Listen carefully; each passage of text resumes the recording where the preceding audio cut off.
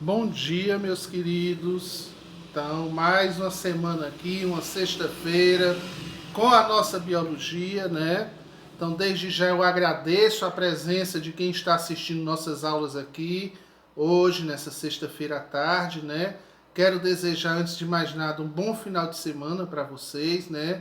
E que vamos começar o nosso conteúdo. Hoje é conteúdo novo, é matéria nova, né? Então, vamos prestar atenção para a gente poder fazer nossas avaliações e ter nota. Outra coisa, como hoje é conteúdo, vocês vão lá, curtem no Instagram do Liceu ou da Cred 12, postem a sua fotozinha fazendo a atividade, fazendo os comentários, para mim poder validar a sua presença, viu? Então é necessário isso para que me valide as suas presenças, certo? E hoje nós vamos falar de um assunto que está no... Deixa eu abrir aqui.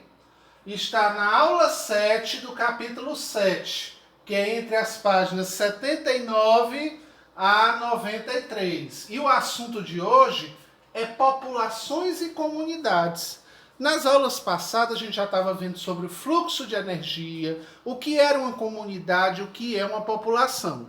Hoje a gente vai dar uma revista nisso, para a gente entender mais um pouquinho sobre o que é essa comunidade e população e vamos dar seguimento a esse fluxo de energia e essa densidade de populações e comunidades, como é que ela vive, né, no nosso planeta. Então, lembrando, só fazendo um feedback aqui, que a gente estudou que um organismo era um ser somente, a população era um grupo desses seres, né? Então, quando a gente tem mais de um, é chamado população. Né? A comunidade é essa população que está aglomerada junto com outros fatores biológicos, e o ecossistema é quando inclui esses outros fatores biológicos, mais a temperatura, mais o clima, o tipo de vegetação. Então ele inclui os seres bióticos e abióticos no ecossistema. Na comunidade, ele cria os bióticos, são aqueles que têm vida. Quais são os grupos de animais que convivem junto? Na população, não, é só aquela espécie, aquele indivíduo. Uma população de coelhos, uma população de vacas e etc. E o organismo é o ser. Por exemplo, eu sou um organismo. Eu vivo numa população de várias outras pessoas. Eu vivo também na comunidade de Banabuiú. A comunidade lá do Banabuiú tem pessoas, tem animais, tem um tipo de vegetação. Isso é uma comunidade. O ecossistema é porque além dessa comunidade de pessoas, de seres, também tem o clima, a temperatura, né, o tipo de solo. Isso é ecossistema, certo? Então só para se lembrar nisso. E a biosfera é o tudo, é o nosso querido planeta, né? Vamos passar para frente. A gente não tem tempo a perder. Próximo passo. Então a gente tem que ter isso na cabeça. Espécie, conjunto de organismo com características idênticas que se reproduzem entre si, originando descendente fértil, né?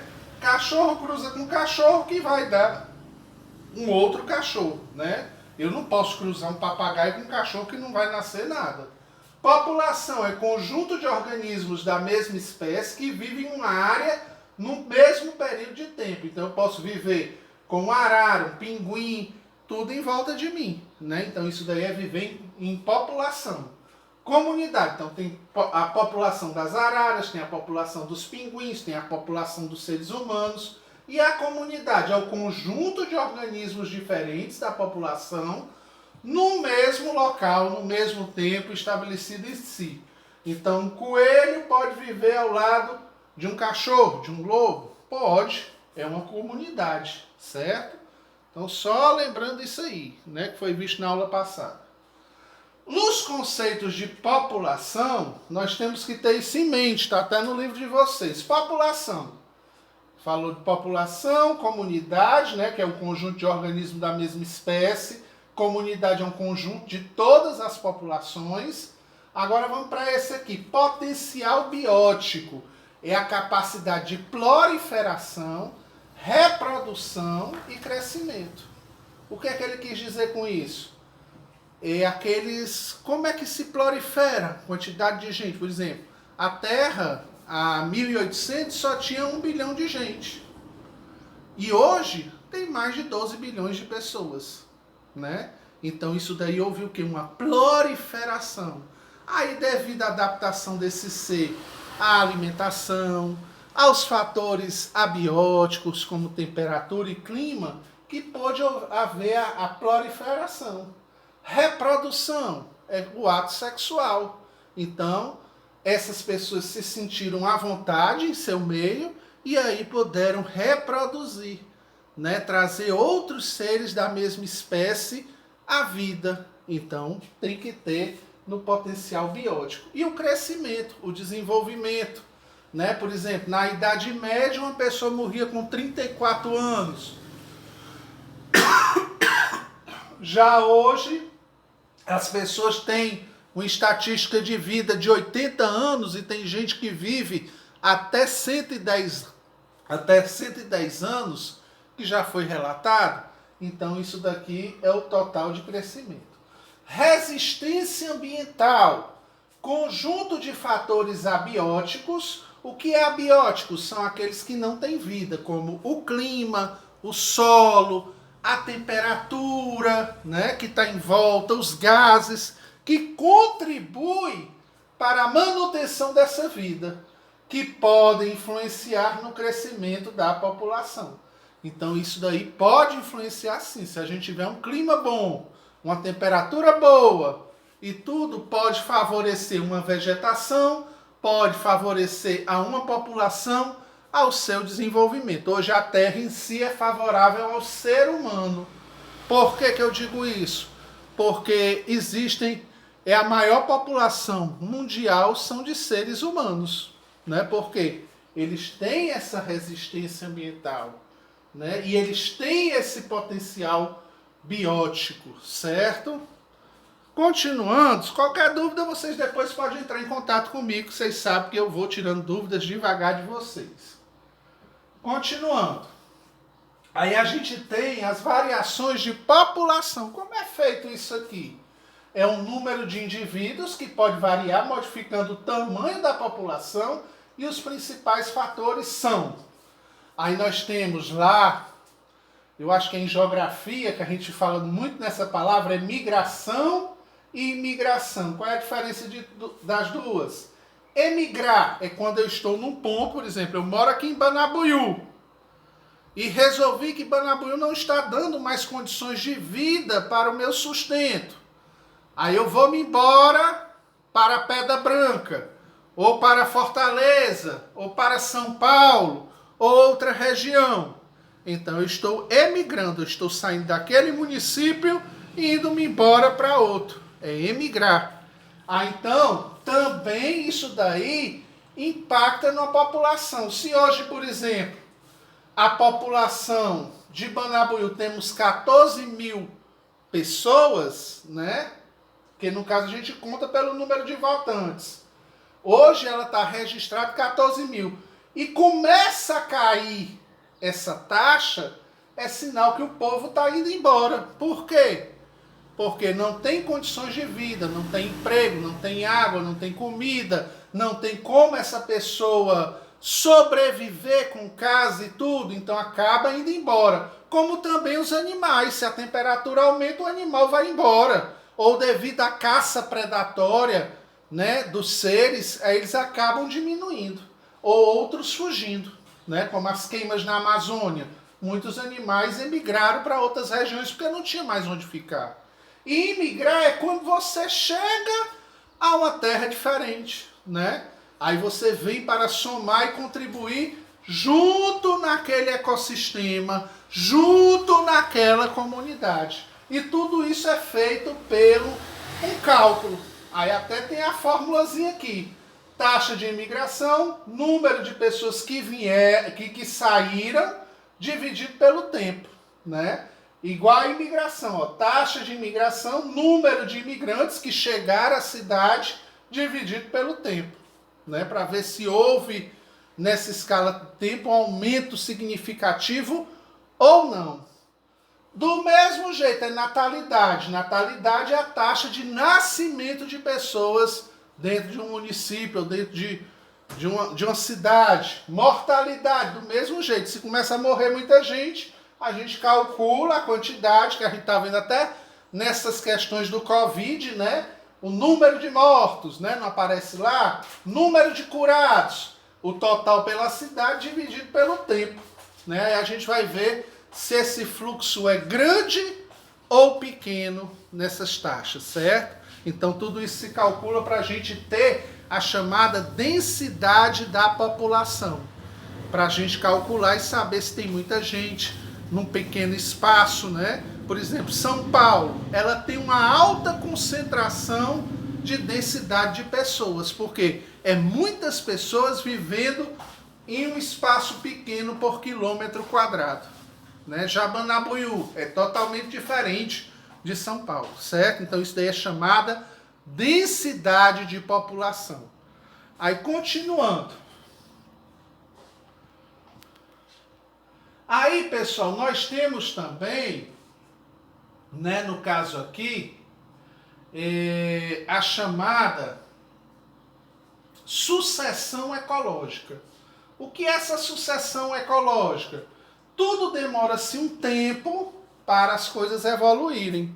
Né? Quando você desmata uma floresta, como está acontecendo na Amazônia ou Pantanal, ela vai ficar assim, né? Nua, crua, porque foi tudo queimado. Mas para ela voltar a ter árvores, ela vai demorar um tempo. Então esse tempo vai se transformando a vegetação aos poucos, né?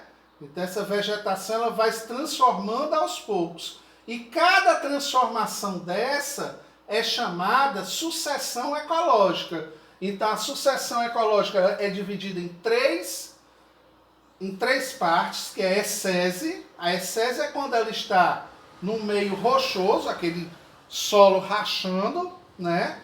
Aí começa a aparecer o musgo, né? Que é uma coisa rastejante. Depois começa a aparecer ervas pequenas e arbustos. Então a gente pode dizer que esse solo ele está numa formação de ecese, né?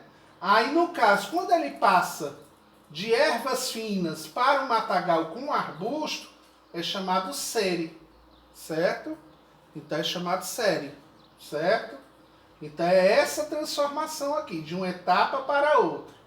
Quando aí começa a aparecer árvores, como pinheiro, ou outras árvores qualquer, então ele está deixando de ser série e está entrando no clímax. O clímax é o ponto mais alto da evolução da vegetação, né? É quando o solo ele está realmente nutrido, com todos os nutrientes, e que faz com que desenvolva árvores e tudo, certo? Se a gente fosse conotar Banabuiú, né, a gente poderia dizer assim, tem muito mato e arbusto, ainda tem poucas árvores, então ele está entre série e entre clímax.